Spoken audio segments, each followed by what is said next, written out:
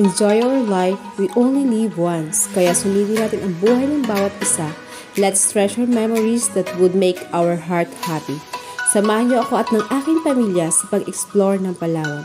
Ako si Donna Didora. I choose to collect memories instead of things. Let's go!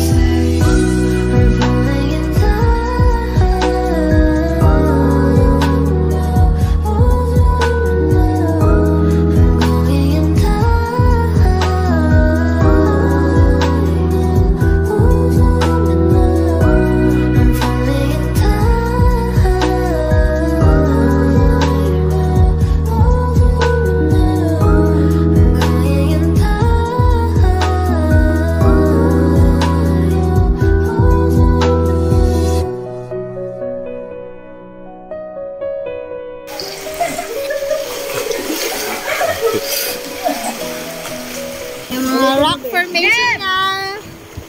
Super ganda.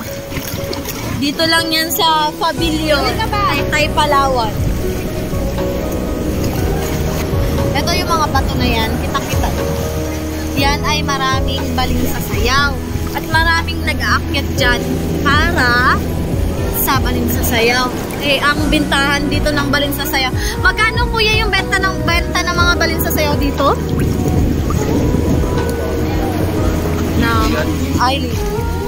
Kaya maraming umaakyat talaga nagakuha ng baling sasayaw. Kaya binabantayan siya ng mga PNP. Ngayon wala na rin naman ang babantay na PNP.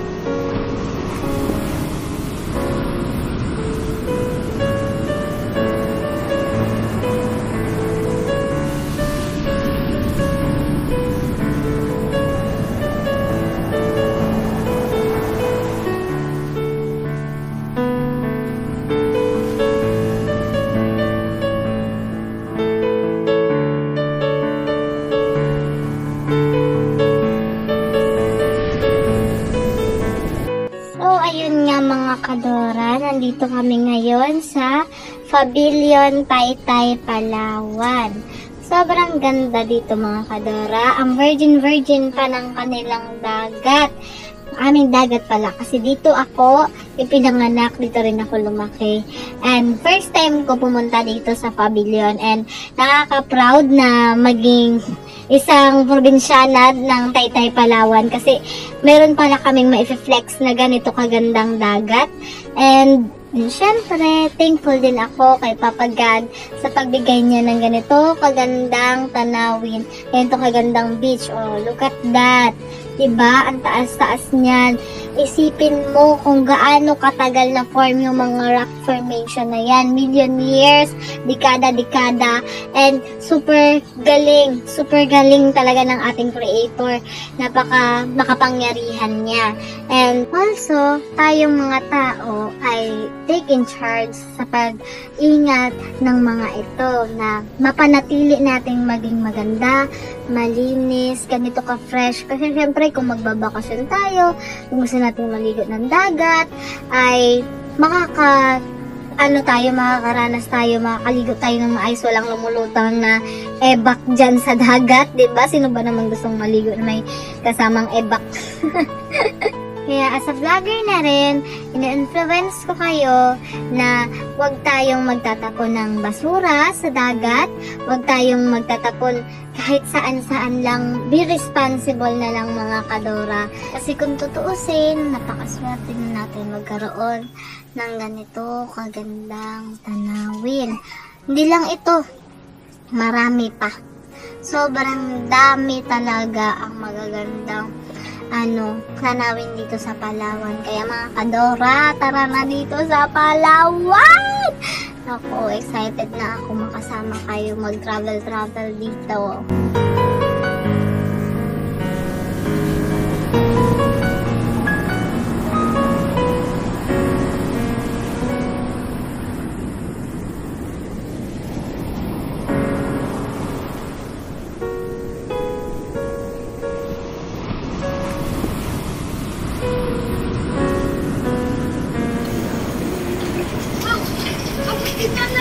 Okay, papunta na sa Secret Lagoon ng Taytay.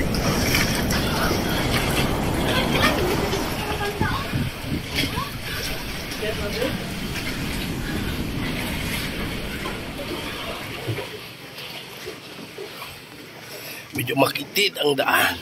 Uy, ito na.